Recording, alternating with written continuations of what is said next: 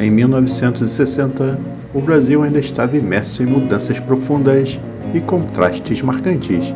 Era um país em transição, deixando para trás velhas estruturas enquanto tentava encontrar seu caminho em direção a um futuro incerto.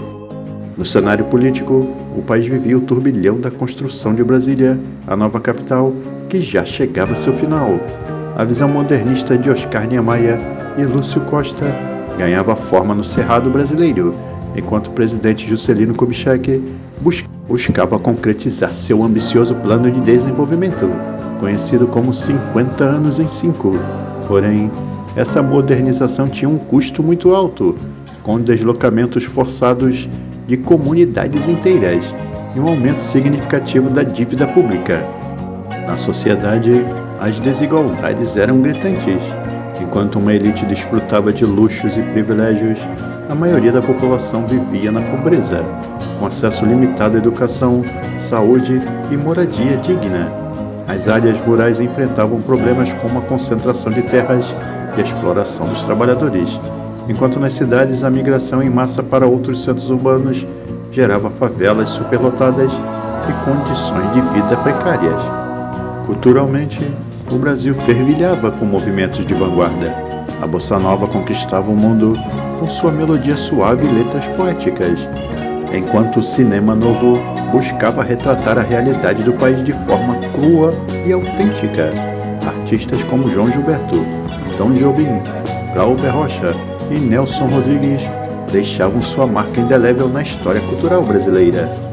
No entanto, 1960 também foi marcado por momentos sombrios. O país enfrentava uma crise política constante, com golpes e contragolpes que minavam a estabilidade democrática. O suicídio de Getúlio Vargas em 54 ainda ecoava na memória coletiva, enquanto novas figuras políticas emergiam para ocupar seu lugar. No dia 3 de outubro, Jânio Quadros era eleito presidente da República.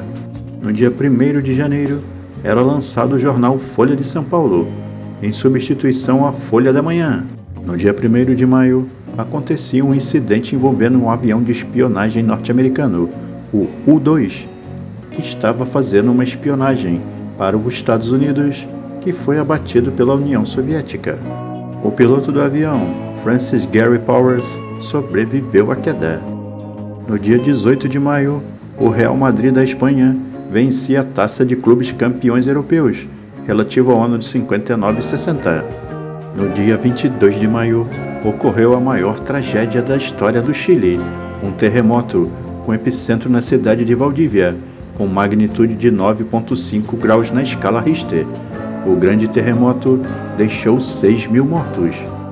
No dia 19 de junho, o Peñarol do Uruguai vencia a Copa Libertadores da América. No dia 26 de agosto, tinha início os Jogos Olímpicos de Verão de 1960, realizado na cidade de Roma, na Itália. No dia 6 de setembro, o Palmeiras vencia o Campeonato Brasileiro de Futebol de 1960, originalmente denominado Taça Brasil pela CBD. O Palmeiras chegou à final em 2 jogos, venceu os 2 contra o Fortaleza, faturando seu primeiro título brasileiro da história. No dia 20 de setembro, era inaugurada a TV Cultura, em São Paulo, pelos Diários Associados. No dia 8 de novembro, o democrata John Kennedy era eleito presidente dos Estados Unidos, derrotando o republicano até então vice-presidente Richard Nixon, numa pequena margem de votos. No dia 7 de agosto, as propriedades norte-americanas em Cuba são ocupadas por ordem do ditador Fidel Castro, que recentemente havia dado um golpe e tomado o poder em Cuba. Em dezembro, a FDA, órgão similar à Anvisa nos Estados Unidos, era responsável por alimentos e medicamentos, aprovava uma pílula contraceptiva, que seria posta à venda no país no segundo trimestre do próximo ano. E que tal agora darmos uma conferida nas músicas que fizeram maior sucesso nas rádios no ano de 1960? Banho de Lua, com Celi Campelo. A Noite do Meu Bem, com Dolores Duran. Esmeralda, com Carlos José. Put Your Head on My Shoulder, do Paul Anka. E Marina, com Calbi Peixoto. 2 carros de grande sucesso na indústria automobilística norte-americana foram lançados em 1960, o Chevrolet Corvair e o Dodge Dart. Foi também em 1960 que o cartunista Ziraldo criou a Turma do Pererê, primeira revista em quadrinhos brasileira feita por um só autor. Os personagens dessa revista eram um pequeno índio e vários animais que compõem o universo folclórico brasileiro. No dia 25 de fevereiro, um DC-3 da Real Transportes Aéreos chocava-se com um DC-6 da Marinha dos Estados Unidos sobre o Rio de Janeiro e caiu na Baía de Guanabara, matando 67 pessoas a bordo. Não era um filme. No dia 14 de junho, um assalto ao trem pagador da Estrada de Ferro Central do Brasil acontecia em Japeri, no estado do Rio de Janeiro. No dia 19 de novembro, o pugilista brasileiro Éder Joffre torna-se campeão mundial dos peso galo da Associação Mundial de Boxe, ao vencer o campeão mexicano Eloy Sanches, em Los Angeles, Estados Unidos. Você já viu a conta do leiteiro? Novo aumento, não é? E tá certa a conta? Infelizmente está. O jeito é votar no Jânio. Jânio é a única esperança do Brasil. Agora chegou a hora de falar dos carros. 1960 era o começo da indústria automobilística nacional. E vamos ver os principais modelos que se destacaram neste momento. Em dezembro de 59 era lançada a Peru Amazona da Chevrolet, de 3 fileiras de bancos e capacidade de 8 lugares, capô dianteiro com 2 vincos e o emblema Chevrolet 3100 nos paralamas dianteiros. O teto passava a ser pintado na cor dos paralamas. No dia 25 de março de 1960, o Aero Willys foi oficialmente lançado no Brasil pela Willys Overland. Além de ser o primeiro carro inteiramente concebido no Brasil, também foi o primeiro de toda a América Latina. O DKV Mag, como era chamado, compreendia um desenho limpo e agradável aos padrões brasileiros. Era um sedã de 4 portas bastante confortável para levar até 6 passageiros. No conjunto mecânico, o motor utilizado eram 3 cilindros e 2 tempos, com 900 cm3 e apenas 38 cavalos de potência.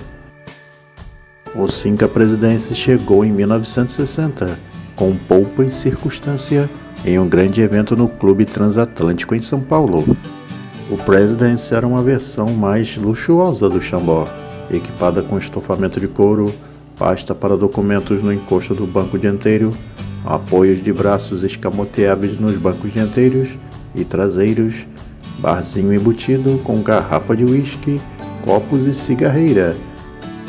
Além dos caminhões, em 1960, mais propriamente no dia 21 de abril, a FNM, ou como conhecíamos na época como FNM, lançou um sedã de luxo, o FNM JK. Era o automóvel mais estável e veloz fabricado no Brasil na época, mas também o mais caro, custando o equivalente a 150 salários mínimos da época. Embora já rodasse pelo Brasil desde os meados dos anos 50, o Volkswagen Sedan 1200, ou como ficou conhecido posteriormente como Fusca, só chegou para valer como carro nacional em 18 de novembro de 1959, quando foi inaugurada a fábrica da Via Anchieta. Infelizmente, não conseguimos dispor do ranking de vendas de 1960. Entretanto, sabemos que o Volkswagen Sedan 1200 era o mais vendido. A Kombi também estava no topo dos mais vendidos, assim como o DKV Sedan. Agradecemos aos gentis amigos que assistiram até aqui nosso vídeo. Se você gostou, não esqueça de curtir e compartilhar. Se ainda não for inscrito no nosso canal, se inscreva. E até o próximo vídeo, pessoal!